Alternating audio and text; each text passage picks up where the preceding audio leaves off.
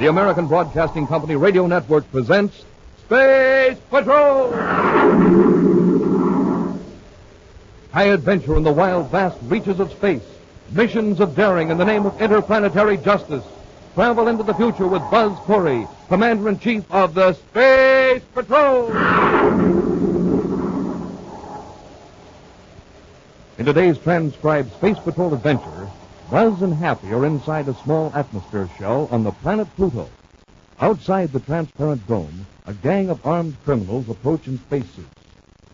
Stoken and Savage and the gang. Hey, Commander, they've got to come through that airlock one by one. We can pick them off if they try to come in. Corey, this is Savage. You are trapped. Now be smart and give up. He's on our miniature spaceophone frequency. Savage, this is Corey. If you want us, come in and get us. Don't be a fool. There are 8 of us, and we got blasters. We can crack the atmosphere shell and bring that whole dome down on top of you. Smoking rockets, Commander. What are we going to do? We'll be back in just a moment with today's exciting Space Patrol adventure, The Hermit of Pluto. The United States has seen many changes in the past dozen years, all pointing to a still better way of living. Millions more Americans are working, earning more, saving more. We're eating more and eating better. More young people are going to high school and college. More of us are getting paid vacations. More of us are enjoying the luxuries of life. Sports, radio, television, the theater, concerts. Church attendance and membership has climbed steadily upward. In addition to these material and spiritual changes have come the miracles of jet propulsion, supersonic flight, antibiotics. All these changes have produced tremendous needs. We need factories, and machinery needs modernizing to increase our output of electric power. Our current needs add up to greater employment and investment opportunities for practically everyone in America. The better you know America, the better the future looks.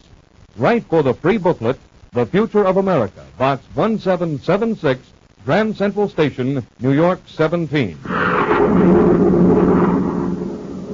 Now today's Space Patrol adventure, The Hermit of Pluto. Commander Corey and Cadet Happy are on a special mission to Pluto, outermost planet of the solar system. 40 times as far from the sun as the planet Earth, Pluto is a dark and frozen world. The gases that would be its atmosphere lie in a solid coating like ice upon its surface. In Pluto's black sky, the remote sun appears as a large flaming star. The population of Pluto City is protected from the cold airlessness of space by a thin atmosphere shell. Beneath this huge transparent bubble, life goes on as it does on Earth, or Terra, or Mars. It is not quite the same as Buzz and Happy are observing as they walk down a dimly lighted street of the city. Gee, Commander, why don't the city commissioners do something about those lights? This is the biggest city on Pluto, and yet we can hardly see where we're going. In lots of ways, Happy, this is still a pioneer community. Yeah, and from the looks of the buildings in this neighborhood, maybe it's just as well that the streets aren't too well lighted. Well, Pluto is still a frontier planet, Hap. Uh-oh. Hey, it looks like a fight. No! Hey, Commander, look, it's 2 against 1. They're sure slugging that guy. Come on, Hap. Yes, sir. We should have brought our ray guns. All right, break it up. Oh, hey, come back here. The dirty cowards. Shall I go after him, Commander? Let's take care of this man. He may be hurt. I don't wonder, the way they were hitting him. Here, let me help you. Thanks. Those 2 guys sure disappeared fast. Let's get him under a light, see if he's hurt. I'm all right. Thanks. I'm sure glad you came along. What was it all about? A couple of thugs jumped out of the doorway and started slugging me. It's getting so a man can't walk down the street without some hoodlum. You're Sam Morris. Yeah, that's right. Oh, Commander Corey. I knew you two were space patrollers, but the light was so bad I couldn't... Happy, this is Sam Morris. Sam, Cadet Happy. How do you do, Mr. Morris? Howdy, Cadet. Sam, better let us take you to a doctor at headquarters. Oh, no, thanks. I'm all right. Well, you got quite a slugging from those characters. I'm fine. Well, it's sure nice to see you again, Commander, but if you'll excuse me... Are you still prospecting, Sam? Oh, now and then.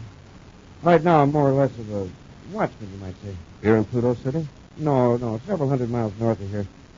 Guess you might call me a licensed squatter. You're a watchman? Well, what's there to watch that far north on this planet? Well, there's some government equipment. It's in an atmosphere shell. Used to be a base for some Government explorers, mining engineers, and the like. I sort of take care of the equipment until the government decides what they want to do with it. Well, thanks for the rescue, Commander. Oh, wait a minute, Sam. You've had a pretty rough going over it. Oh, I'm okay. Those fellas hadn't taken me by surprise. I could have handled them both. They sure ruined your clothes. Look, your jacket's all ripped. The pocket's torn off. Oh, it's an old thing anyway. I got a couple of licks in there, remember. You sure you don't know who they are? No, of course not. Just a couple of Pluto City thugs. If they knew how broke I was, they wouldn't have bothered. Oh, I've got to run along now. Thanks a lot, Commander. You too, Cadet. Glad to have met you, Mr. Morris. Hey, Sam, wait a minute. I got to run along now. I'm late for an appointment. See you around, Commander. Yeah. I should put that beating pretty lightly. From the way he acts, you'd think this was something that happened to him every day. I have a feeling there's more to this than just an attempted holdup. Well, we'd better go on about our business, Happy. Oh, what's this? I'll flash my atomolyzer. Money. A whole lot of it. Large bills, too. Mostly 50 credit notes. And here's a card. A business card of some kind. Maybe along the Mars. Hey, the commander, didn't he say he was broke? Yes, okay. Shine your light in this card, Hank. Yes, sir. John Harbach, mineralogist. Expert assaying and analysis. 412 North Andromeda Street, Pluto City. This card may have dropped out of Morris's jacket when those guys tore his pocket. Yeah. After we take care of our business, we'll drop in on Harbach and see if he knows where Mars is staying. Then you think this money belongs to him? Even when he claims to be broke? No, it might. Fellows like Mars always say they're broke. Keeps people from getting curious about where a prospector gets his money. Yeah, but why would he fib to you? Well, just to keep him practice, maybe. But if this money does belong to Mars, I'm sure he'll be glad to get it back. Hang on to that card, Hap. We'll drop in on Harbach on our way back. At this hour, Andromeda Street, like the rest of this section of Pluto City, is almost totally dark. Buzz and Happy walk toward a pool of violet light that streams across the sidewalk from a shop window. Oh, this is 412, Commander. It's the only place in the street with a light on. Well, we're in luck. Uh-oh. The light went out. There's one on inside, here in the back. It's locked. I guess Harbach is just leaving. That's why the light in the window went on. An automatic ultraviolet light, Hank. Open the window. Hey, those rocks. They're glowing. Fluorescent. They absorb ultraviolet rays, then radiate them in the dark. The rocks sure are pretty. But they're wasted on this street. It's completely deserted. Well, we got here too late, Hank. Harbach. Okay. Look inside. See that showcase? It's broken. Looks like someone's lying there on the floor. Harbach must have been robbed. What a neighborhood. Let's force the door, Hap. Yes, sir.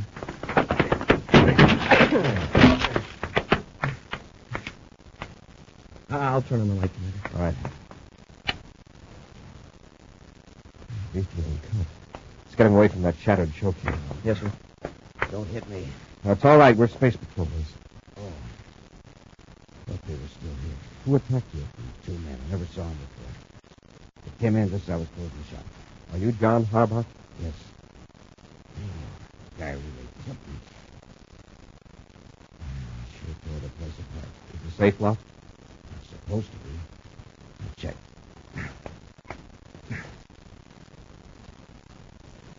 That's relief. I didn't get it open. By the looks of your desk over there, they seem to be more interested in your record. You know why? No. Well, not exactly. What do you mean, not exactly? What happened here? Well, like I said, these two men came in just as I was closing. They wanted me to run a test on a piece of cloth. Piece of cloth? Yeah, I thought it was strange myself, me dealing with minerals. But it turned out there were traces of minerals in the fabric. That's what they were interested in. Well, this cloth, did they say where they got it? No, but it looked like it was torn off a man's coat or jacket. A pocket, maybe? Yeah, that's it. They had me put it in an ultrasonic chamber to loosen the dust. Then I ran an analysis of the particles that came out of the cloth. And after that, they got rough. Why? They wanted some information about one of my customers, and I wouldn't give it to them. Well, this customer, is his name Sam Morris? Yes. How did you know? He was attacked by two men earlier this evening. Was he hurt? I just bruised a little. After he went away, the cadet and I found one of your business cards on the sidewalk. That's why we came here. Why were these men interested in Morris? On account of the stronolite, I guess. Stronolite? There were traces of stronolite in the dust particles in the piece of cloth. Probably from the samples Morris brought here to have assays. Stronolite. It's a very rare and valuable metal. Morris made a strike, huh? And I make it a policy not to ask questions of my customers, Cadet.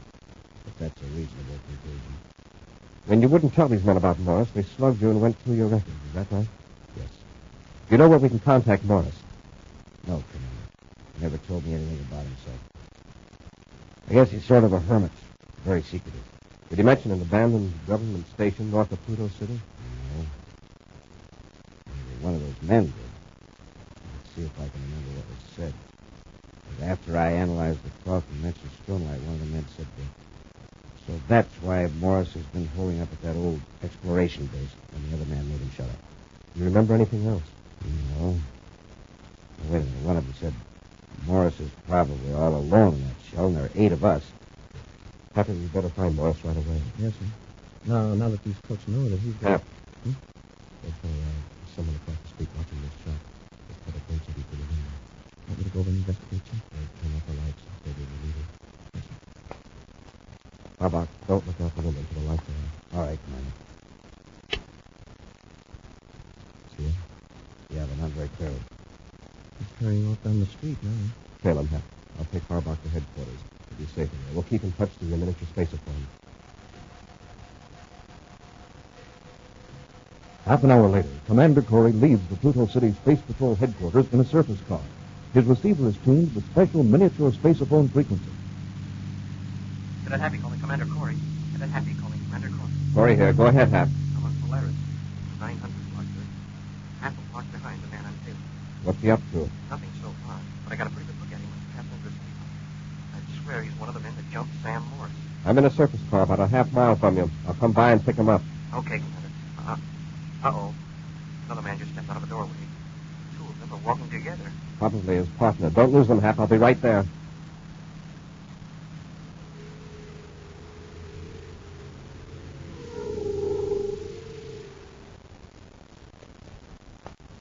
I didn't have a chance to finish Harbaugh. 2 space patrollers were in his shop.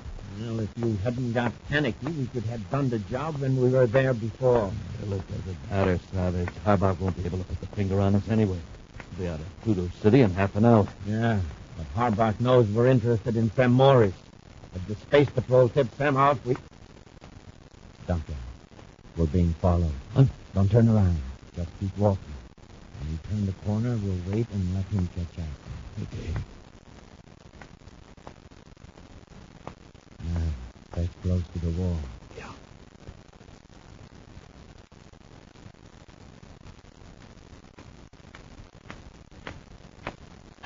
You looking for somebody? Space Patrol cadet. He's going for his ray gun. Grab him! Savage! Help me! Get your hands off of me! Oh, yeah! Good deal, Savage. Come on. Let's get away from here. Wait a minute, Duncan. We're not going to make the same mistake as we did with Harbaugh. We're going to finish him. We'll return to Space Patrol in just a moment. Listen, kids, you know how much fun it is to be growing up. Every day there's a new thrill. Well, here's a thrill maybe you haven't tried yet, and believe me, you'll like it. It's the fun of having enough money to get the things you want. Maybe a new bike or a camera, or saving for something big like business school or college in the years to come. Sound good? Well, here's how you do it. Put a part of your allowance and the extra cash you earn each week into school savings. It doesn't take long to have enough to buy a real United States savings bond like Dad gets all the time. And this is important. Bonds earn money for you. Uncle Sam stands behind them, and they're safe. So start to save now at your school. Mother and Dad will be proud of you for saving part of your allowance, and you'll have the fun of seeing your own money grow. A thrifty person is usually a better citizen. And take it from me, he's a lot happier than the fellow who saves nothing and can't buy the things he needs. Remember, save regularly every week at school. Have the money for the things you want when you want it. Now back to today's Space Patrol adventure, the Hermit of Pluto. Buzz and Happy are on the planet Pluto, where they've learned that 2 men are using violent methods to obtain information on valuable deposits of the mineral stronolite, discovered by a prospector, Sam Morris. Using a miniature spaceophone, Happy has contacted Buzz in a surface car and has reported that he's trailing 2 suspects through the dark streets of Pluto City.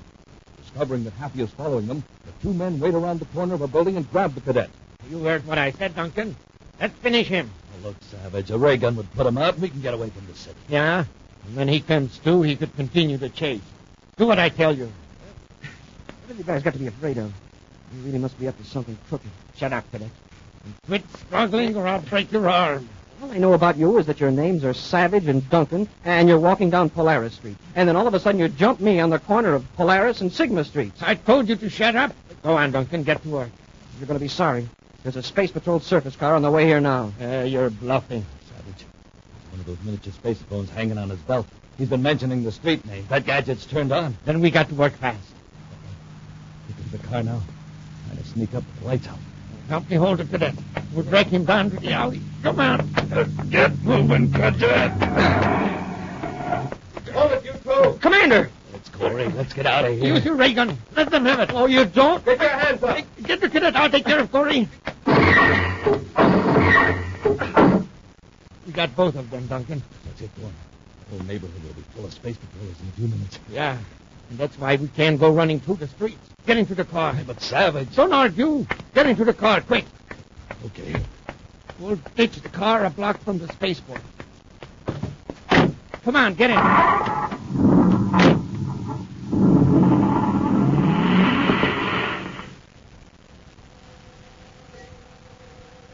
A few moments after Duncan and Savage roar away in the commander's surface car, another Space Patrol car rushes to the scene to find Buzz and Happy unconscious on the sidewalk.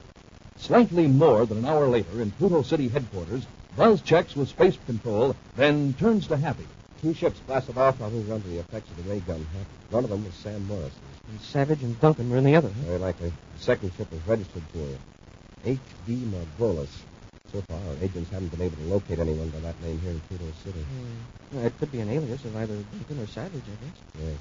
The surface car I was using, one of our men found it abandoned and blocked from the spaceport. Well, if they try to land at any other spaceport, we'll have it. The trouble is they know it. I figured they're desperate enough to go right after Sam Morris. We ought to tip Morris off. We tried to reach him by spacephone. I have an idea Morris is back at that abandoned station working his time. Oh, with Savage and Duncan after him, he's in a dangerous spot. To save his life, we've got to find Morris and persuade him to stay in a safe place until we capture those 2 cutthroats. Now, come on, let's get to the spaceport. On a northward course, the Terra 5 arcs over the frozen surface of Pluto toward the tiny atmosphere shell 900 miles from Pluto City. Through the infrared viewscope, Buzz and Happy scan the terrain beneath them. According to the charts, the shell is just a few miles ahead. Yes, but I want to be sure there's no activity on the ground here. If Duncan and Savage plan to surprise Morris, we'll have to use an overland approach. Maybe Morris isn't at the shell. He hasn't answered any of our spacephone calls. Maybe out prospecting. He could be purposely ignoring us.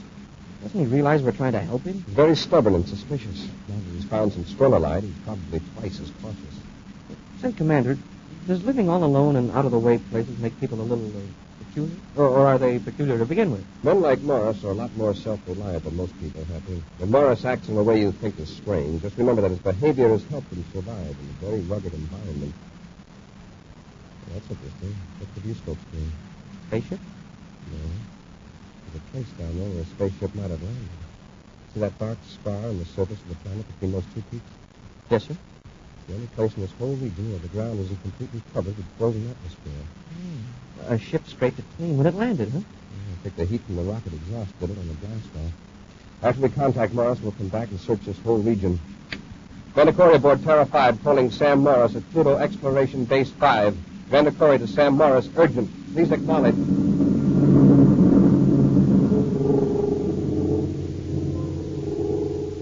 As the Terra 5 continues northward, 2 men watch the ship from inside a small atomic-powered tank hidden in a narrow ravine, half a mile from the scarred ground. You think they spotted us, Savage? I don't think so. This tank is camouflaged to blend with the frozen air. We're lucky. Harkness blasted off in our ship just in time. Boy, he must be heading for the atmosphere ship. Yeah. Contact the other tank and we'll move up. You aren't going to move in on Morris now, are you? Why not? Corey's still there when we arrive. We can finish him, too. That's likely to be quite a job. No, it won't be. Corey's ship will be outside the shell. And with 2 tanks and 8 men on our side, anyone inside the shell will be at our mercy. Space upon the other tank. Let's move forward.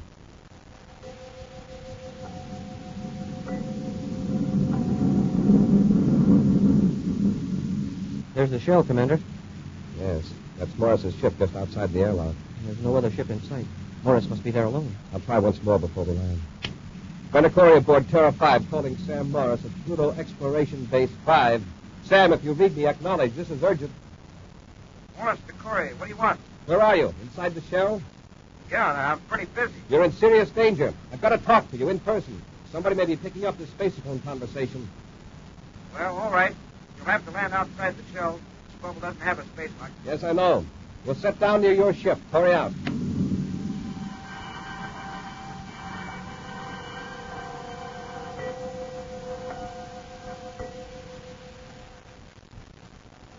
Inside the small atmosphere shell of the exploration base, Buzz and Happy quickly tell Sam Morris of their encounters with Duncan and Savage. As the prospector listens without comment, stroking his chin reflectively. This is serious, Morris. But let us take you away from here right away. Nothing doing, Commander. I know my rights. Those crooks aren't going to run me off. Well, sure you're in the right, Mr. Morris, but you're all alone, 900 miles from Pluto City. You won't lose out on your claim to the Stronolite, I guarantee. Well, I'm not taking any chances. You're taking plenty of chances by staying here. Now, look, Morris, you're here as an official government watchman, but whatever you find under the ground, that's yours by right of discovery.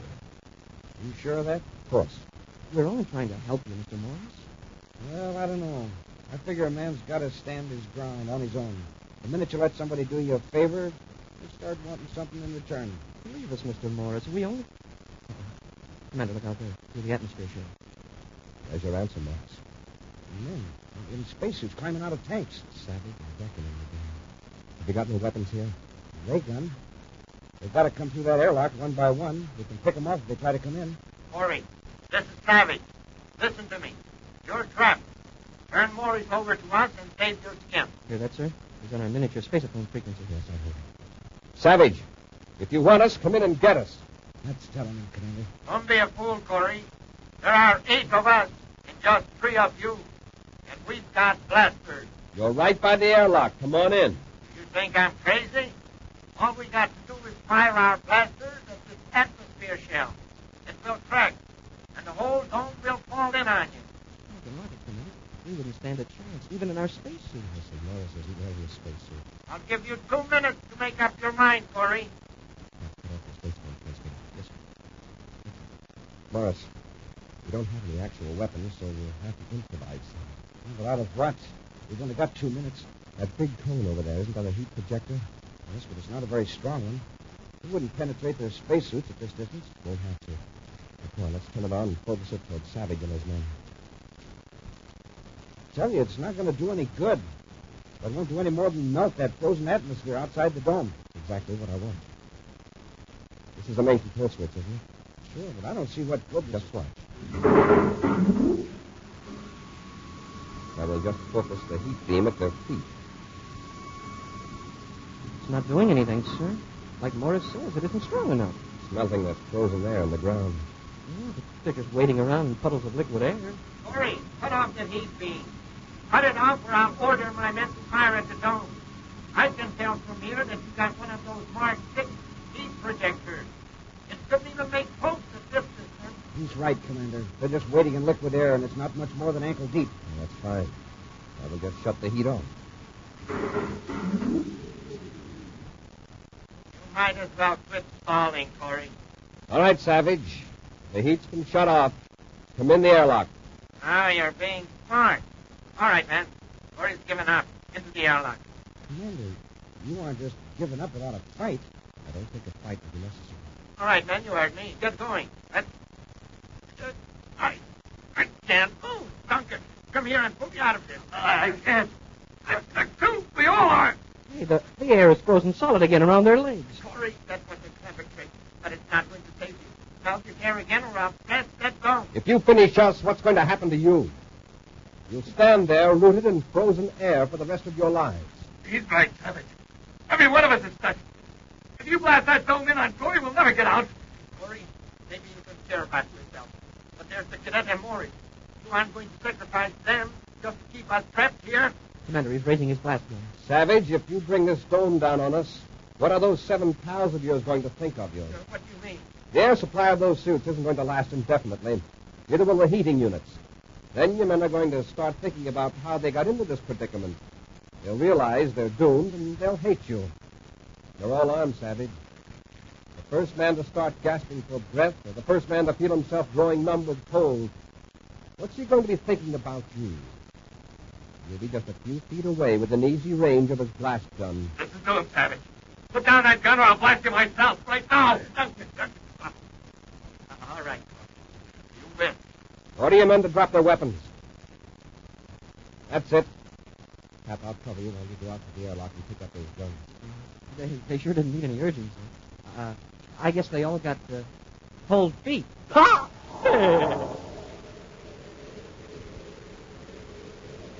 A preview of next week's exciting Space Patrol adventure in just a moment. Did you know that thousands of bright, alert girls are choosing nursing as a career today? And did you know that despite this high enrollment, we need still more and more nurses? Well, these are facts. Facts that young women about to embark on careers should know and heed. Today, the advantages of enrolling as a student nurse are many. She receives a fine professional education working under the supervision of skilled doctors and nurses in well-equipped classrooms and laboratories. She serves humanity, enjoys a pleasant dormitory life, and upon completing her 3-year course is eligible to become a graduate nurse. After this, countless interesting fields are open to her. Best of all, she's well prepared for marriage. If you're a high school graduate or a college student in good health, consider nursing as a career and go to your nearest hospital to learn how you can become a nurse. Help meet this year's quota of student nurses. Now a preview of next week's exciting Space Patrol adventure. A criminal scientist has discovered a method of traveling back through time. He's taken Buzz and Happy back 14 centuries and has left them on a desolate seacoast on the planet Earth. Hey, Commander, I just can't realize that we're back in the year 1591. Let's make the best of it. After all, our ancestors did. You mean we're stuck here in the past forever? Perhaps there's one slight chance of getting back. Yeah? Well, what is it, Commander? Hey, Commander, I feel strange. Everything's going black. What's that sound? I don't know. I feel like I'm floating. Hey, Commander, what's happening to us anyway? Hey, Commander, where are you? Be with us next week for the thrilling Space Patrol story, The Time Pirates. Space Patrol, created by Mike Moser, starring Ed Kemmer as Commander Torrey and Lynn Osborne as Cadet Happy, was written by Lou Houston, produced and directed by Larry Robertson, executive producer Helen Moser. Other players were Bela Kovac, Norman Jolly, and Ken Mayer. Dick Wesson speaking. Don't forget to tune in next Saturday at the same time for exciting adventure on Space Patrol. This program was broadcast for our armed forces overseas through the worldwide facilities of the Armed Forces Radio Service. Space Patrol came to you transcribed from Hollywood. This is ABC Radio Network.